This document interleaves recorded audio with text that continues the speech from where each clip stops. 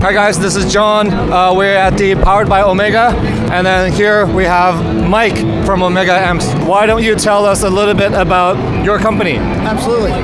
So I formed the company in 2010. I was a guitar tech for a band at the time and kind of started off with designing speaker cabinets. I have a background in engineering.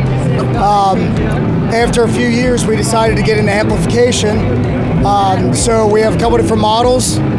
This NAMM, we're actually debuting a signature speaker for Mick Thomson of Slipknot, who we work with, use our products, as well as our new OEM speaker, all made here in the US. And we also are debuting a neural DSP plugin. So I did check out the plugin at the newer booth, and that sounded amazing. I think it's going to come out maybe next month, or it'll be about a month and a half.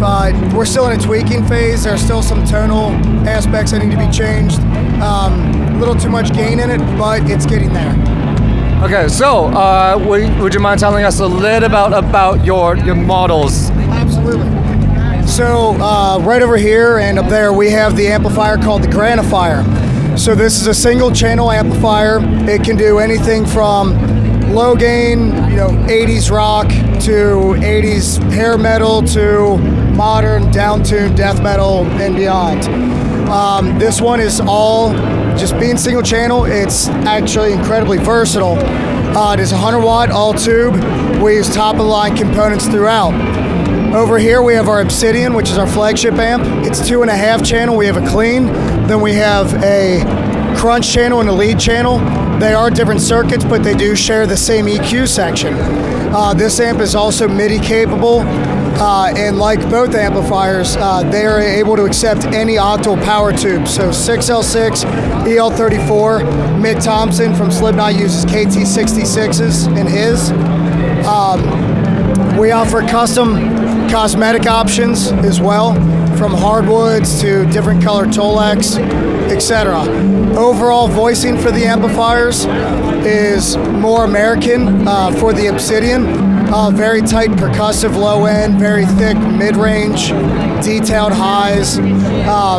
Crunch channel can really get that 80s rock thing very well. The Granifier is a little bit more of a cross between the American sound and the British sound. You can tell it's an Omega product in the voicing, but the response and some of the EQ curve and the touch sensitivity is more on the British side, and they've both been a great success for us. So I think there is also something special about your cabs, correct? Yes.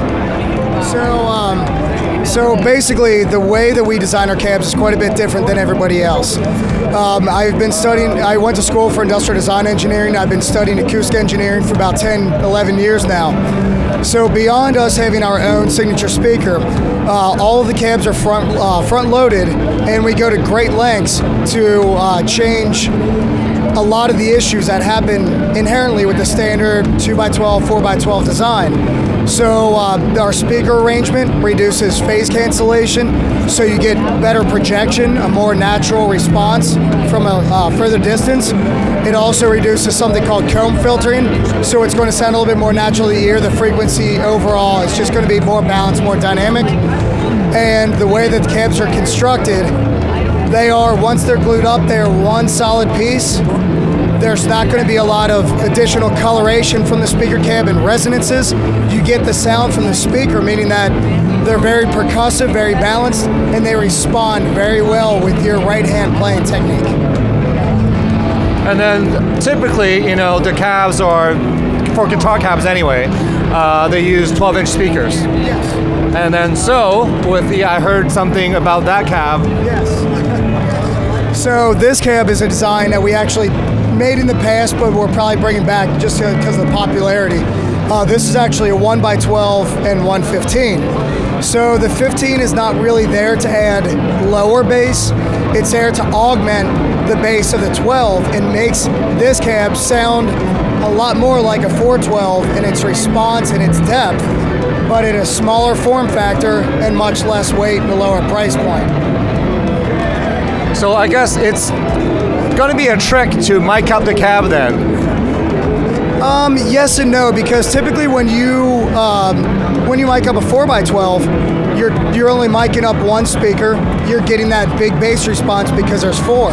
With this, same thing. You're going to be micing up the one speaker, but the stage presence and the actual sound of that 12 is going to be influenced by the 15 as well.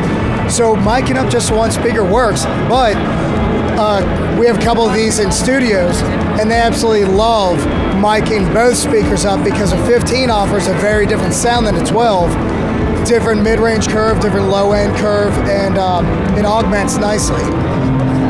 So would you say that this year, like NAMM 2020, has been a very big year for you guys? And like what other new products can we expect from you?